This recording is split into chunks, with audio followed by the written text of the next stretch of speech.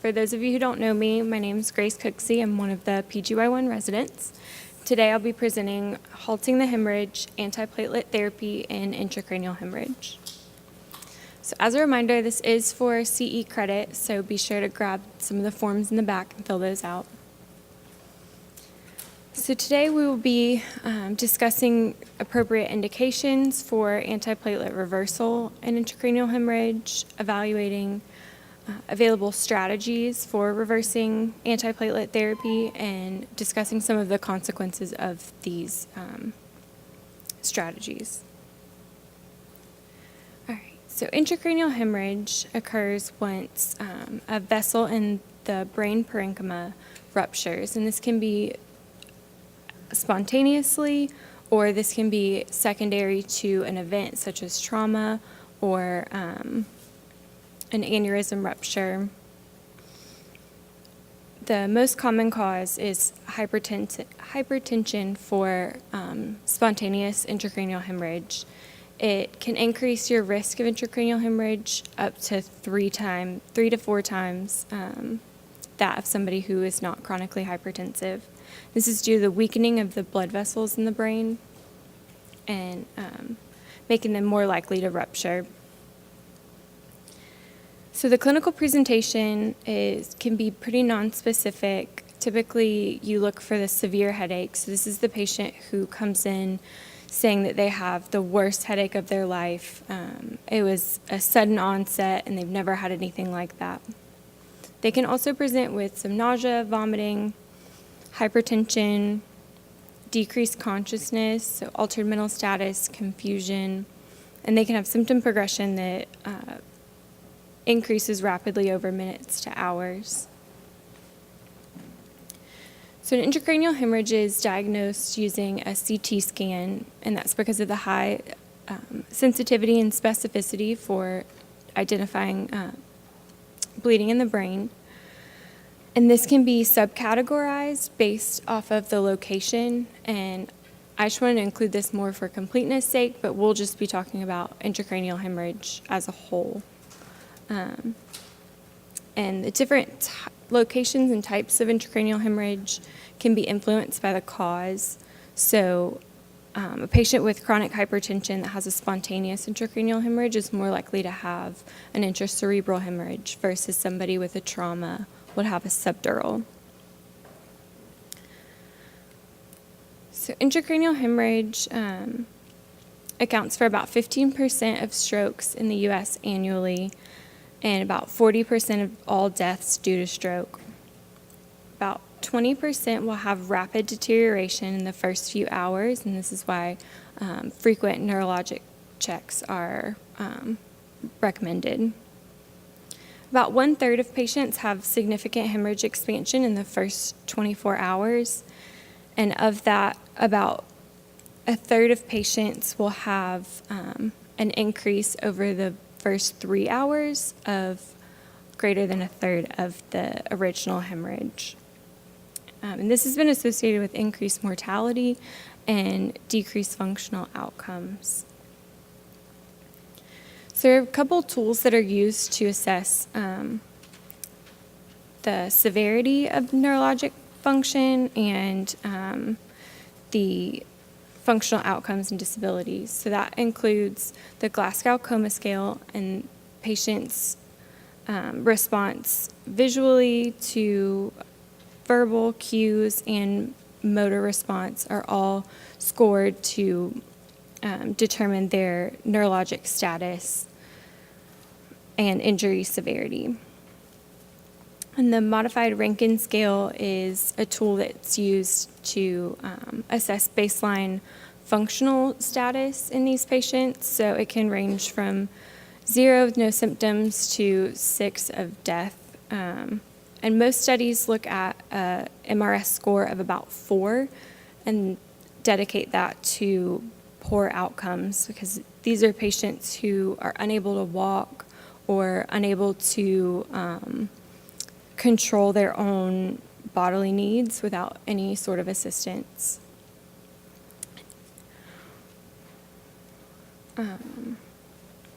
So an ICH score is one that's used to predict mortality in these patients. And it's based on GCS age greater than 80, infratentorial origin, which essentially just means it's a bleed in the cerebellum versus this cerebrum, large ICH volume, and intraventricular hemorrhage is independent predictor of 30-day mortality as well. So all of these scores relate to a percentage of 30-day mortality, and once you get to a score of 4, you have a 90% or higher risk of mortality in these patients. And this should not be used to guide treatment. That has been shown to have less aggressive treatment in some of these patients. It's just used as a mortality prediction tool. All right, so I just want to go over briefly the medical management of intracranial hemorrhage. So with any sort of emergency, you start out with your ABCs: airway, breathing, circulation. So providing supplemental oxygen to patients who are hypoxic, or intubating patients who need airway protection. This is typically in patients who present with a GCS of 8 or less, or have respiratory distress. And then circulation, providing volume or pressors if that's what the patient needs. Blood pressure control is very important in managing intracranial hemorrhage because it can be associated with better outcomes and avoiding expansion of the hematoma. So the guidelines recommend to lower the systolic to 140 millimeters of mercury if they present with a systolic blood pressure of 150 to 200. They don't recommend any specific agents other than just a short-acting IV option that can be used to quickly lower the blood pressure. Next, you have coagulopathy. So if a patient presents with any sort of bleed due to pharmacotherapy, so warfarin, apixaban, rivaroxaban, that sort of thing, we have reversal agents that are recommended to use in these patients. And then also replacing coagulation factors or platelets if they have severe deficiencies in that. It's also really important to manage complications in these patients. So,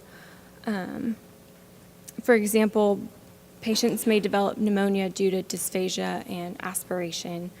So it's important to raise the head of the bed and get speech evaluations before starting to progress these patients. Neurosurgical intervention may be indicated, but there's no specific GCS where this is indicated.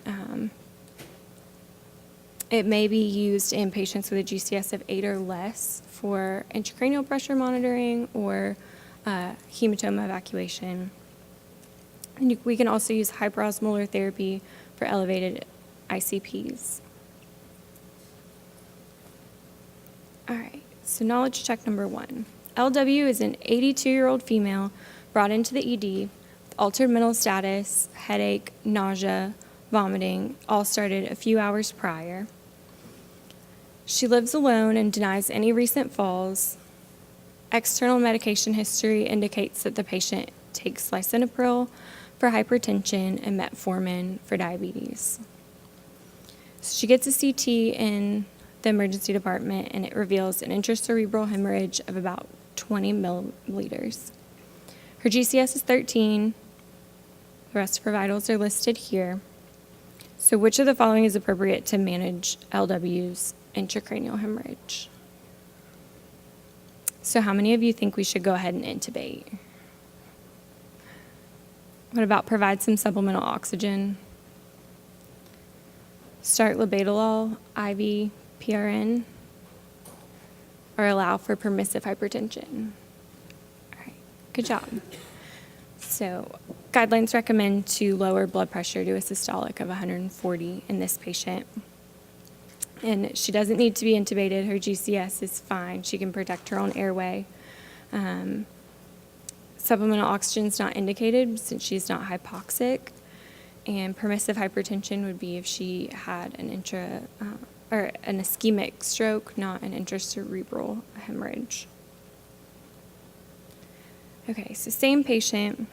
Which of the following increases LW's risk of mortality? Is it her history of diabetes? What about her intracerebral hemorrhage size of 20? GCS of 13? Age of 82? Good job. So this correlates to an ICH score of 1 and her mortality risk, 30-day mortality risk of 13%. All right, so now we're going to talk about antiplatelets and intracranial hemorrhage. So about 10 to 30% of patients who present with intracranial hemorrhage are on antiplatelets at home. And due to the increasing age of the population, there's an increasing number of patients that are taking these antiplatelets at home, so it's something to be mindful of.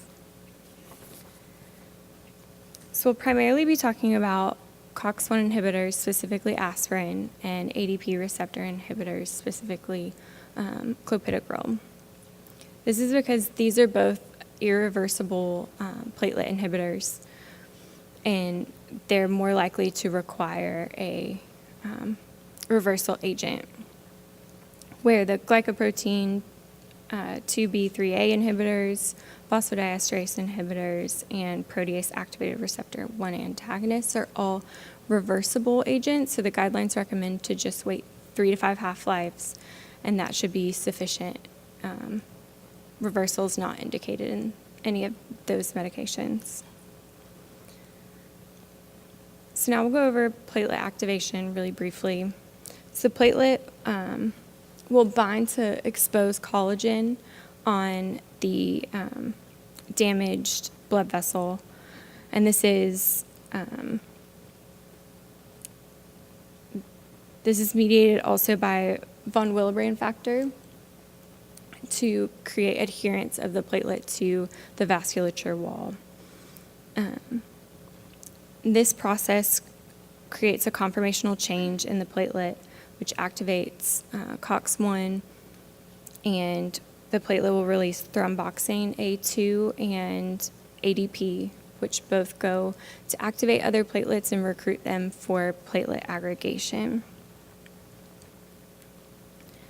So antiplatelet targets, specifically aspirin, targets COX-1 on the platelet, and this is like I said, irreversible inhibition. Once aspirin acetylates the platelet and inhibits COX-1, the platelet cannot recreate cyclooxygenase, so the platelet essentially is inactive from that point on.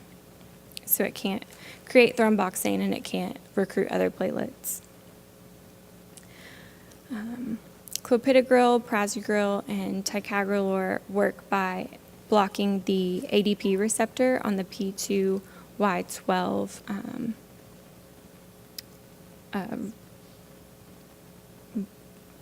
receptor, I don't know. And this prevents additional platelet aggregation and activation through the COX-1 and prevents fibrinogen formation. All right, so like I said, irreversible inhibition with aspirin and clopidogrel. It only takes about 75 milligrams of aspirin to inhibit, to have complete inhibition of platelet function, and it requires new platelets to be synthesized before normal platelet function will return. So its onset is about an hour, and the duration of the drug itself lasts for 4 to 6 hours, but like I said, the duration of the effect is up to the lifespan of the platelet, so it can be 7 to 10 days. And there's more adverse effects seen with higher doses, which is why we typically recommend lower doses. Clopidogrel, irreversible inhibition, also has prolonged antiplatelet effect lasting about 5 days. It has to be converted to an active metabolite via CYP2C19, and this is one that you worry about genetic polymorphisms. Onset is dose dependent, so loading dose, you'll have the antiplatelet effect in about 2 hours versus maintenance dose, about 75 milligrams, it'll be 48 hours. Duration, again, is about 5 days. With both of these, you're just worried about increased bleeding. All right, so the platelet lifespan, like I said, can last about 7 to 10 days. And this may be shorter in patients with thrombocytopenia, as you can see on the left part of the graph. But generally speaking, 7 to 10 days before platelet function is restored. And in donor platelet cells, their lifespan is only about 58 hours or less, depending on how long that they've been stored. In many of the studies that we'll go through, they look at platelet function assays to determine the time it takes for a clot to be formed. So this is done by getting a blood sample and running it through a platelet function assay, and it has the blood run through and essentially recreates a vascular injury. So the medium is filled with collagen, von Willebrand factor, and either epinephrine or ADP, and this just provides a synergistic effect that increases platelet aggregation. So platelets will bind to the membrane and form a clot, and you assess whether platelet function is normal or abnormal based off the closure time. And the closure times listed here are normal. And typically we use an epinephrine-based platelet function assay because this can identify a drug-induced platelet dysfunction versus something intrinsic. All right, so antiplatelet effects on intracranial hemorrhage. This is a controversial topic. Some studies find that it decreases neurologic function outcomes and increases hemorrhage expansion or mortality, while others found no difference whatsoever. So this study looked at independent predictors of 30-day mortality after spontaneous intracerebral hemorrhage. It is a single-center prospective observational analysis. It included 194 patients with acute non-traumatic intracranial hemorrhage.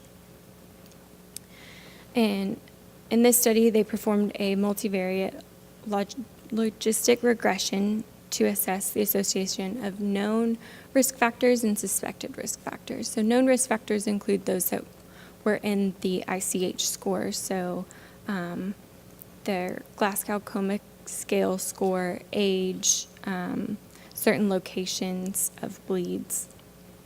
And then suspected risk factors included a history of hypertension, stroke,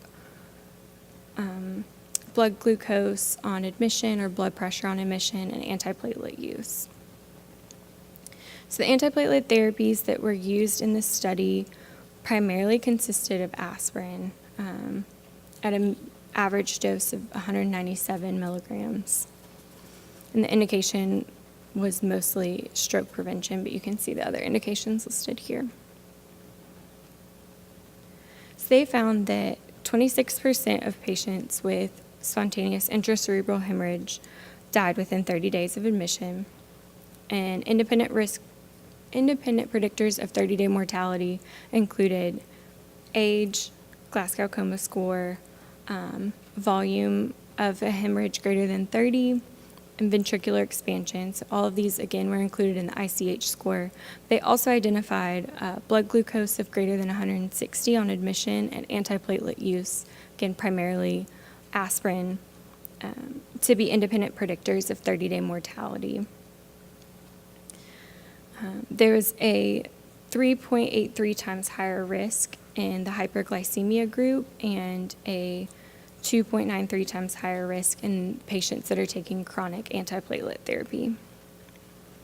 Some of the limitations in the blood glucose analysis, they compared that to patients with a blood glucose of less than 110, even though they collected data for 110 to 160. And then it was a single center study, and they used a higher dose aspirin therapy, which is not necessarily reflective of all patients. In this study, it also looked at predictors of mortality, but this was in trauma patients with intracranial hemorrhage that were taking pre-injury aspirin or clopidogrel. This was done through a retrospective chart review. It had antiplatelets that included aspirin, clopidogrel, or both. Again, it was mainly aspirin that was used, but it has a more well-distributed group than the previous study. And then they had historic control with no antiplatelet therapy. So baseline demographics were similar among the groups, age of about 77, Glasgow Coma score of 13, mechanism of injury was typically either an MVC or a fall from standing or sitting. Location of injury was similar, and baseline platelet counts were similar. So in this study, they created a grade of ICH severity so that they could retrospectively determine how severe each intracranial hemorrhage was at their institution. So this was done by evaluating the CT scans on admission and then follow-up. All of these CT scans were evaluated by a single neurosurgeon, and he was blinded to all outcomes. This is to limit any variability in interpretation. So in this study, they primarily look at grade 1 and grade 2 severity versus grade 3 and grade 4, with the distinct difference being neurosurgical intervention may be necessary. So the study found that there was 18% mortality in patients on pre-injury antiplatelets, and there's no difference among the different antiplatelets used. There's a lower initial GCS score in the antiplatelet group who did not survive, and this was statistically significant. They also found that patients with a grade 3 or grade 4 intracranial hemorrhage had a 50% mortality versus grade 1 or grade 2 having a 10% mortality, and more patients in the antiplatelet group presented with a grade 3 to 4 intracranial hemorrhage, and this was statistically significant. So authors concluded that among patients taking pre-injury antiplatelets, there was an initial GCS and ICH severity, predicted mortality. They presented with more severe initial intracranial hemorrhage, and there was no effect on hematoma growth. And of the few patients who received a platelet transfusion, there were no differences seen in mortality or hematoma growth. All right, so this study looked at, it was a prospective observational study looking at 282 patients with acute intracranial hemorrhage who presented within 6 hours of onset. And this included patients who were at least 18 years old with confirmed intracranial hemorrhage by CT and had neurologic symptoms. The majority of the patients in the antiplatelet group were on aspirin therapy, which again is pretty similar to before. They found that the mean change in hemorrhage volume was about 30%, and this did not, this wasn't different among the two groups. The relative risk of volume expansion with antiplatelet use was 0.85, which was not statistically significant. So the study found that there was no association with hemorrhage growth or initial hemorrhage volume. There's no increased risk of death or no increased need for surgical intervention in these patients. And this just demonstrates the comparison between both groups being non-significant across the board. One limitation of the study, we didn't know what the compliance was with the antiplatelet therapy. It was unknown what doses that the patients were taking or even the time that they last took antiplatelets prior to injury.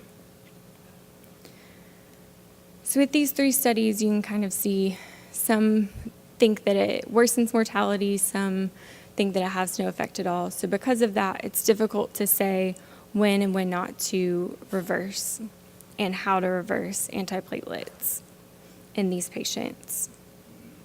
So the guidelines address 2 different reversal options, platelet transfusion and desmopressin. So platelet transfusion, the theory behind it is to replace, obviously, the inhibited platelets. You would expect 1 single donor unit of platelets to induce about a 30 to 60 thousand increase in these patients. It's typically stored at room temperature under constant motion to prevent platelet aggregation during storage, and it can only be stored up to 5 days, so it makes administration of platelets very difficult. And if it's stored any longer than that, you have risk of bacterial contamination.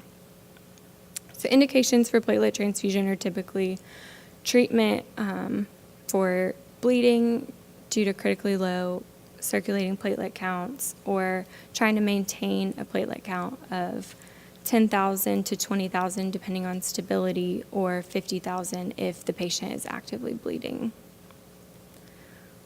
So some contraindications to platelet transfusion include TTP or HIT, and that's because platelet transfusion can further increase the risk of thrombosis. Some adverse effects with platelet transfusion. The primary one is febrile non-hemolytic transfusion reactions, and this is more likely with platelets versus other blood products. Patients may develop fever, chills, rigor, discomfort, and the risk is higher with multiple transfusions. Acute lung injury has also been seen in patients who receive platelet transfusion, and this typically presents as a sudden onset pulmonary edema. And allergic reactions can occur varying from itching to anaphylaxis. So guidelines recommend for platelet transfusion to do 1 single donor unit of platelets, and this is only for aspirin or ADP inhibitor associated intracranial hemorrhage who will undergo a neurosurgical procedure. If they're not planning to have a surgical procedure, then the guidelines recommend against using platelet transfusion in those patients. It's also not for patients who have taken NSAIDs or other antiplatelets prior to intracranial hemorrhage. And then we'll talk about desmopressin in a minute. All right, so this study looks at early platelet transfusion and platelet activity and how it can improve outcomes in intracerebral hemorrhage. This was a single-center prospective observational study, included 45 patients with spontaneous intracranial hemorrhage that received platelet transfusions. The demographics you can see here, they had a moderate intracranial hemorrhage volume, and majority of patients were either on aspirin 81 milligrams alone or were on clopidogrel.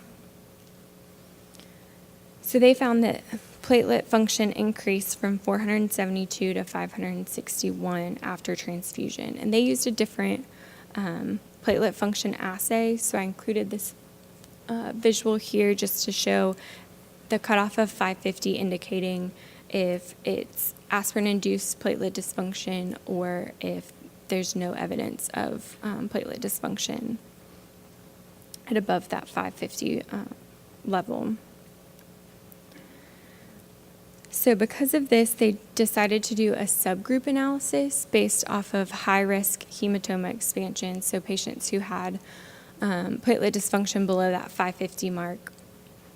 And they looked at intraventricular hemorrhage, craniotomy, size, follow-up size, and functional status. The authors determined that early transfusion within 12 hours reduced final hemorrhage size, but as you can see here, the initial to follow-up size in the early transfusion group actually increased, but they're saying it was reduced final size in comparison to the after 12-hour group, even though their hemorrhage remained stable. These authors also noted that platelet transfusion improved platelet activity and increased odds of independence at 3 months. However, this was a very small population, and most of these results are based off of a subgroup analysis instead of the original groups. And the patients received a variety of transfusion doses. It was up to the provider's discretion, and there was no control group. All right. Lee and colleagues looked at the effect of aspirin use and platelet transfusion on post-op hemorrhage and activities of daily living in patients with acute intracerebral hemorrhage. This was a prospective, single-center, double-blind, randomized controlled trial that was performed in China. They had 780 patients enrolled, and they all were requiring emergent craniotomy. So this study broke the patients up into 5 subgroups: no aspirin, aspirin non-responders or semi-responders, aspirin, and 2 units of platelets total. So they got 1 immediately upon admission and then 1 24 hours later, and then aspirin and 1 unit of platelets pre-op or aspirin only. So they looked at post-op hemorrhage rate, volume, and mortality rate. So among all of the groups, it was statistically significant that the aspirin-only group had a higher post-op hemorrhage, higher volume of intracranial hemorrhage, increased death, and worse activities of daily living score as compared to all other groups.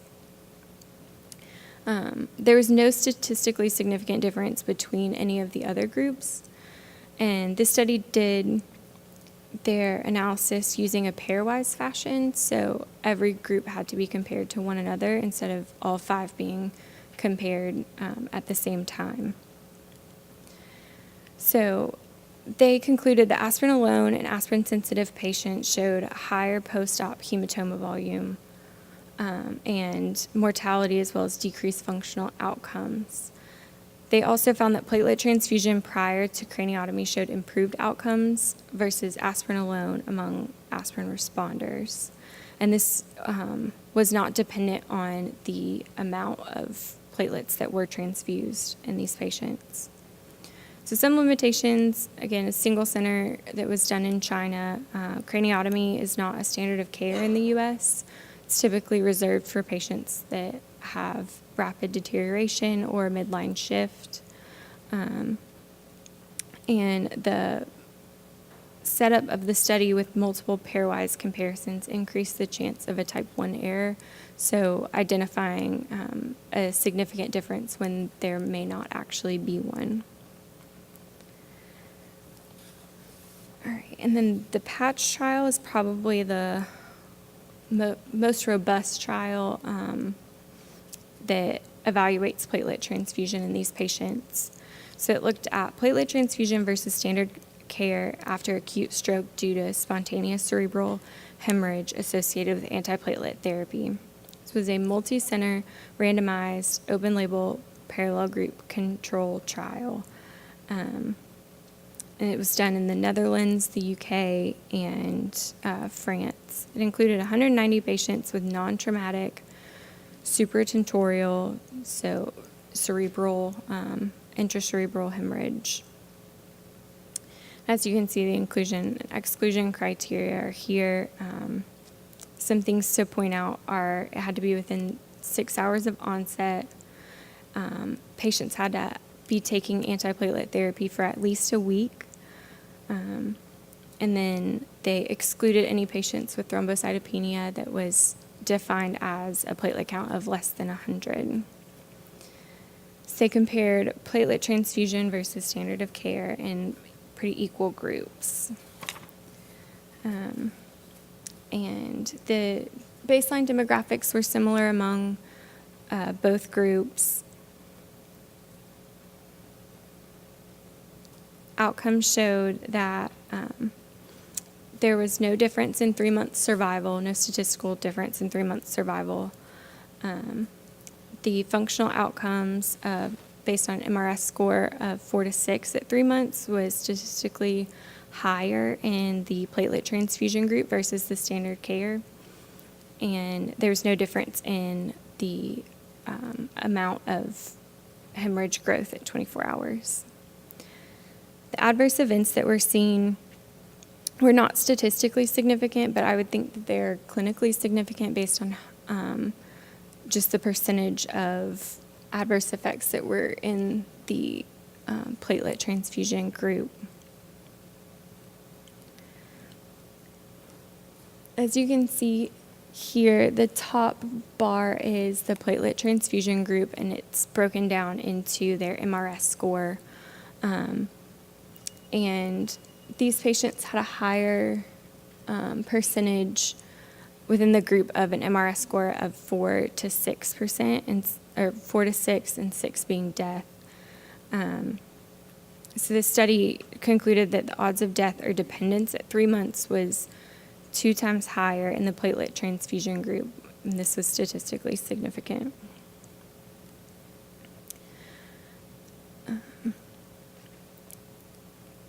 Kind of touched on all this. Platelet transfusion is unlikely to be beneficial in these patients and may actually cause harm. Some limitations: it was a relatively small sample size. Most patients were taking aspirin. There's unknown adherence to the antiplatelet therapy, and blinding wasn't so clear. So the study investigators who actually were giving interventions were not blinded to the interventions or the treatment groups. However, they were blinded to the outcomes, so there was some blinding, but not completely unbiased. All right, knowledge check. Back to LW. So her daughter is now at bedside and tells you that LW takes aspirin as needed for aches and pains on top of taking 1 baby aspirin every day. She's now a GCS of 11 and is requiring supplemental oxygen as needed. Follow-up CT shows a small increase in hemorrhage size of about 3 centimeters, cubic centimeters. Some pertinent labs are listed here. The team asked you about aspirin reversal options. What do you recommend? Who thinks we should start hemodialysis to remove aspirin, and maybe that'll stop the antiplatelet effect?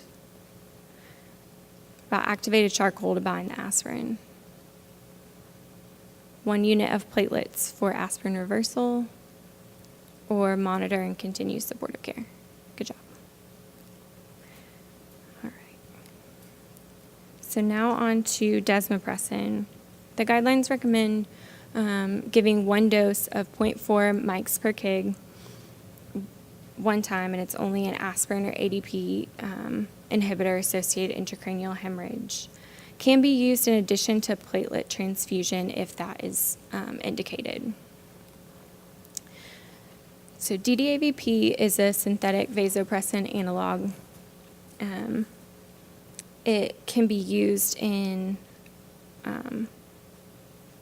diabetes insipidus because of the antidiuretic effect.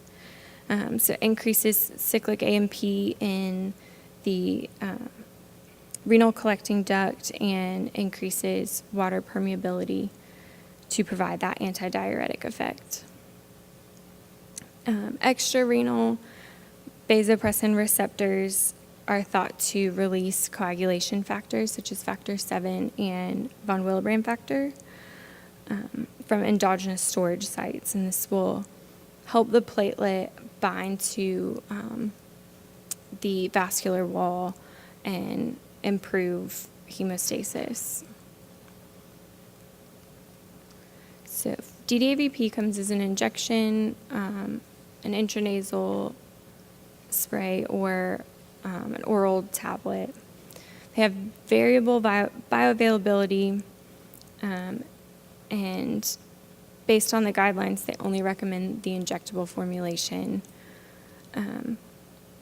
So it's a fast onset of about 30 minutes and lasts somewhere around 12 hours, so it may require repeat dosing. Some contraindications include hyponatremia and renal impairment. And adverse effects can include facial flushing, peripheral edema, hypervolemia, hyponatremia, and thrombosis. All right, so this study looked at desmopressin improving platelet activity in acute intracranial hemorrhage. It was a single-center prospective pilot study. It only included 14 patients with acute intracranial hemorrhage with known aspirin use or reduced platelet activity. All patients received desmopressin 0.4 mics per kg over 30 minutes. Demographics are listed here. They found that platelet function improved from 192 at baseline to about 124 seconds 1 hour after DDAVP was administered. So it's quicker time to quicker closure time on that platelet function assay. They also found that von Willebrand factor antigen increased from 242 to 289, and that was also statistically significant. A normal von Willebrand factor antigen is about 70 to 200%, so this was still within normal limits at baseline. And they found a reduction in hematoma volume of about 0.5 ml, but this is not statistically significant. I know this chart looks a little crazy, but it essentially is showing their change in platelet function assay from baseline to 1 hour. And the red line demonstrates the normal cutoff. So as you can see, a lot of the patients at baseline had normal platelet function assay results. They did have decreased results after an hour of DDAVP administration, so it did improve that platelet closure time, but it's hard to tell whether or not it was impaired at baseline. For some safety data, one patient had hypotension, one exhibited fever within 6 hours, and the mean change in serum sodium was only about 0.6 milliequivalents. Authors concluded that desmopressin improved platelet activity, increased von Willebrand factor, and did not cause any hematoma expansion. Again, it was a small patient size of 14 patients. There was no control group, and the antiplatelet effect is questionable. So in a study by Kim and colleagues, they assessed the effect of platelet and desmopressin administration in early radiographic progression of traumatic intracranial hemorrhage. So this is a single-center retrospective analysis, included 408 patients with trauma-induced intracranial hemorrhage, and the study group received DDAVP 0.3 mics per kg, as well as 1 unit of single donor platelets. So at baseline, groups. The groups were significantly different based on age, mechanism of injury, aspirin administration, clopidogrel, significantly higher intracranial volume at baseline, and a volume change. Endpoints that they found were a 37% incidence of hemorrhage progression with no difference among the groups. The antiplatelet group was more likely to undergo craniotomy, which indicates that they may have been more severe in general. And there was increased mortality in this group as well. So authors concluded that platelet transfusion and DDAVP were not associated with a decrease in radiographic progression, and is actually associated with some increased mortality.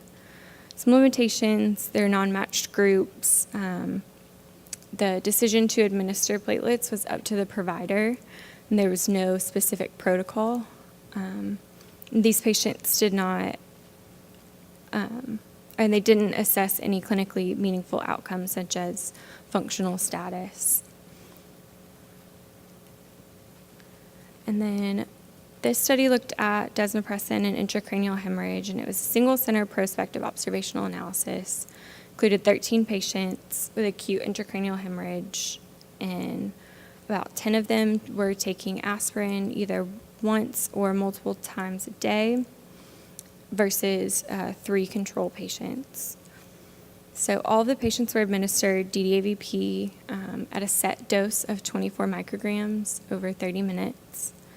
And platelet function was assessed prior to 30 minutes and 3 hours after DDAVP administration. So they found that in both aspirin groups, the platelet function was decreased prior to DDAVP, and 30 minutes after, it was near baseline of that about 165 mark, and then at 3 hours it increased again to the drug-induced platelet dysfunction level. So they didn't see any bleeding complications, no significant change in sodium levels. So they concluded that DDAVP is a safe and effective method of improving platelet function between 30 minutes and 3 hours in patients who are taking pre-injury aspirin. Again, it was a small sample size. We didn't know what dose of aspirin these patients were taking. And it was a set DDAVP dose instead of using the guideline recommended 0.4 mg per kg. And there's no functional outcome data. Some alternate options that are mainly just based on in vitro analyses. Recombinant factor 7A. It activates factor 10, leading to thrombin generation. So in an in vitro analysis, they looked at platelets that were induced with aspirin alone or in combination with clopidogrel to cause dysfunction, and it normalized recombinant factor 7 normalized the amount of thrombin generation after the antiplatelets were administered, but it had to be administered along with collagen and ADP. And then fibrinogen supplementation, glycoprotein receptor agonists they impair the fibrinogen-mediated platelet cross-linking. In an in vitro analysis, they saw, again, that fibrinogen increased platelet function recovery by about 30 to 40%. Platelets alone increased the function by about 30 to 54%, and then both were seen even higher at 40 to 67%. But again, these are just in vitro studies, so there's no guideline recommendations at this point. So in conclusion, patients who are presenting with antiplatelet induced intracranial hemorrhage, you first want to start by discontinuing the agent, considering DDAVP first, and then potentially considering platelet transfusion if they're undergoing a neurosurgical procedure. Any questions?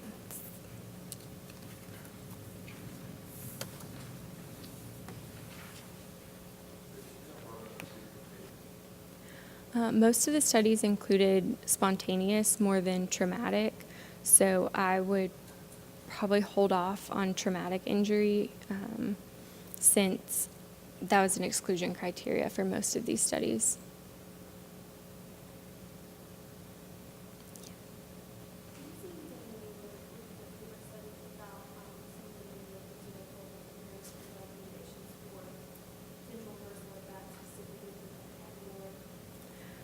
From what I saw, they were saying ticagrelor wouldn't need to be reversed because it is reverse. It has reversible inhibition in and of itself.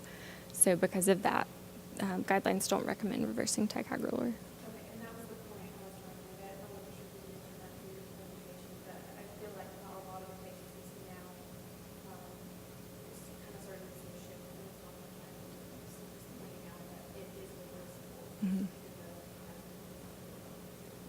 Yeah, it's a good point. Thank you. Anybody else? Alrighty. Thank you.